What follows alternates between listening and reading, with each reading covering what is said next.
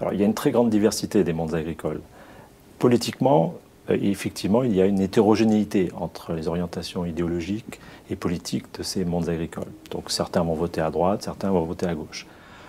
Globalement, malgré tout, on observe un ancrage fortement marqué à droite de ce monde agricole depuis très longtemps, et en particulier depuis les années 60. Et aujourd'hui, effectivement, on observe aussi une montée je dirais, une orientation critique par rapport à la construction européenne, notamment de ce côté-là, et bien sûr la montée des suffrages en faveur du Front National.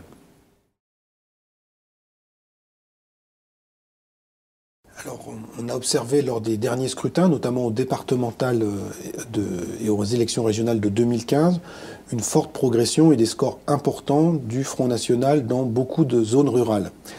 Beaucoup ont été un peu vite en besogne en disant que cette flambée du vote frontiste dans les campagnes était la conséquence ou la traduction électorale d'un certain nombre de difficultés rencontrées par ces mondes agricoles. On pense par exemple à la question au secteur de l'élevage. Or, quand on regarde dans le détail, on constate que le Front National obtient ses meilleurs scores dans les communes rurales, nombreuses, où il n'y a plus aucun agriculteur aujourd'hui. Parce que là aussi, il y a une image d'Épinal. Il n'y a quasiment plus aucun espace rural en France où les agriculteurs sont majoritaires. Ce sont d'autres types de populations qui sont majoritaires. Et ce sont d'abord eux qui votent pour le Front National. Alors pour quelle raison?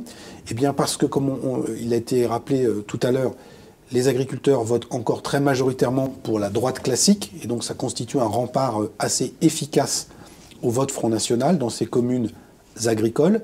Et puis, à l'inverse, les autres habitants des territoires ruraux, je pense notamment aux ouvriers, aux employés, aux petits commerçants, qui peuvent soit habiter et travailler sur place, soit travailler dans la ville la plus proche, à 20 ou 30 km, eux sont les principaux supporters, les principaux électeurs du Front National, ce qui explique donc que le Front National, en milieu rural, est d'abord porté par d'autres catégories que les catégories agricoles.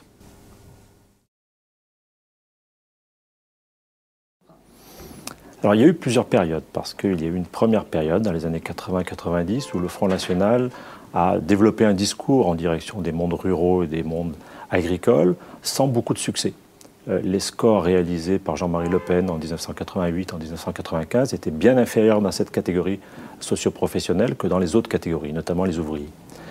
Il y a eu une forme de tournant à partir de 2002, du 21 avril 2002, où là, effectivement, les agriculteurs se sont retrouvés plutôt dans les catégories qui ont le plus voté en faveur de Jean-Marie Le Pen, avec les petits patrons, avec les employés, avec les ouvriers. Ensuite, durant cette décennie, jusqu'aux élections de 2012, ça a été assez aléatoire. C'est-à-dire il y a eu des bons scores lors de la présidentielle de 2002, un peu moins bons lors de la présidentielle suivante, en 2007.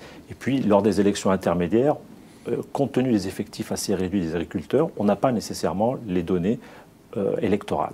Et puis, on peut considérer que depuis 2012, on a une nouvelle étape dans cette attraction des mondes agricoles pour les idées du Front National, avec des bons scores réalisés par Marine Le Pen, à peu près équivalents à ceux réalisés par son père en 2002. Et puis, on a quelques éléments qui peuvent accréditer le fait qu'en 2017, le Front National réaliserait de bons scores dans les mondes agricoles. Alors, on l'a vu, effectivement, il y a une distinction à opérer entre les explications qui sont données pour expliquer la montée du Front National dans les mondes ruraux. Ça, c'est souvent assez développé dans la littérature. En revanche, les explications sur cette montée, peut-être moindre, on l'a vu tout à l'heure, des résultats du Front National dans les mondes agricoles sont absentes. Alors, à ce stade, on est plutôt, je dirais, dans des hypothèses. Alors, il y a l'hypothèse, effectivement, de la crise économique rencontrée par ces différents secteurs. Est-ce que ça explique la montée du Front National? Sans doute, mais je pense qu'il y a d'autres éléments d'explication, notamment un rejet de plus en plus manifeste au sein d'une partie de ces mondes agricoles du discours politique traditionnel, qui s'est traduit à une certaine époque par les suffrages en faveur de mouvements contestataires comme le mouvement de Philippe de Villiers, le mouvement pour la France, ou chasse, pêche, nature et tradition, et qui semble aujourd'hui plutôt se porter vers le Front National. Et on le voit à contrario avec une défiance assez forte vis-à-vis d'une personnalité comme Nicolas Sarkozy, ou a fortiori du pouvoir actuel. Des chiffres montrent que plus de 90% des agriculteurs trouvent que la politique du gouvernement actuel est néfaste pour le monde agricole. Donc ça, c'est une dimension politique. Globalement, il y a une sorte de crainte très forte du côté des agriculteurs de déclassement social, comme dans d'autres catégories sociales, et puis de remise en cause à la fois de la mondialisation et de la construction européenne sur fond de sentiments un petit peu de crise identitaire, d'une profession, et puis je dirais d'une catégorie sociale qui se sent de plus en plus minoritaire dans la société française, qui ne comprend plus cette société, avec le sentiment que cette société ne les comprend plus non plus. Et tout ça mêlé fait que peut-être que notamment le premier tour de la présidentielle va être le bon moyen de mettre un coup de pied dans la fourmilière et de faire avancer les choses à leurs yeux. C'est ce que l'on verra en avril-mai prochain. Alors le Front National a, notamment sous la direction de Marine Le Pen, assez vite perçu qu'il y avait un gisement électoral important dans ces territoires ruraux.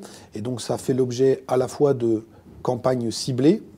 J'ai en tête par exemple sur des élections européennes de 2014 des mailings ou des tractages qui ont été faits spécifiquement dans le Nord-Pas-de-Calais et en Picardie, donc dans le fief de Marine Le Pen, spécifiquement dans les communes les plus rurales.